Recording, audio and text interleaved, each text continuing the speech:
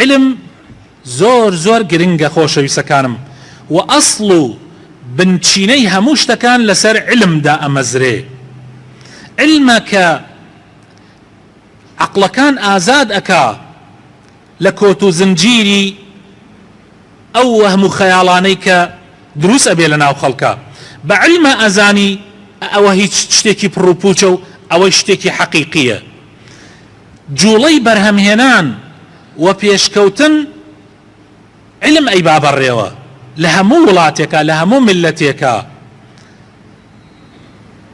علمەکە وا ئەکا خەڵکی زاڵ ببن بەسەر گەندەڵی و بەسەر خۆزگاکانی شەیتانە. لە هەر ملەتێکە علم پێشکەوت گەندەڵی کزە بێ. هەرچەنێ علم پێش بکەوێ ئەوەندە گەندەڵی و خۆزگاکانی شەیتان و حەزەکانی شەیتان لە ناو خەڵکە کەم ئەبێتەوە. تەنانەت خۆشەویستەکانم علم ئەساسی عیبادەتەکانیشە.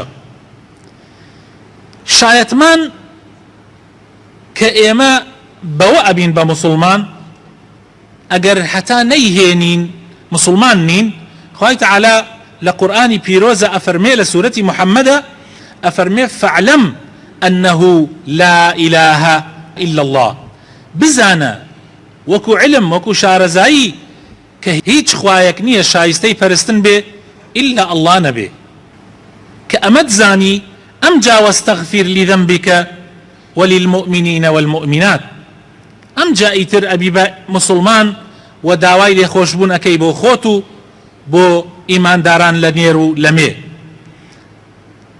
نوێژی ئینسان ئەگەر علم نەبێت چۆن ئەیکەی؟ یعنی ئەگەر بە علم نەبێ چۆن نوێژ ئەکەی؟ چۆن دەست نوێژ ئەگری؟ چۆن غوسلەکەی؟ ئەمە هەمووی بە علمی شەرعی تۆ پێی گەیشتووی. هەروەها ڕۆژوگرتن، هەروەها زەکاتدان، هەروەها جیهاد و غەزاکردن لە پێناوی خوایە، هەروەها حەجکردن. ئەمە ئەگەر بەبێ علم بیکەی نەخوا قبوڵیەکە و نەش بەو شێوە ئەبێکە پێغەمبەر ئەیەوێ صلی الله عليه وسلم. کەوابوو علم ئەساسی هەموو شتەکانە خۆشەویستەکانم و هەموو عیبادەتەکانیشی لەسەر بینا ئەکرێ.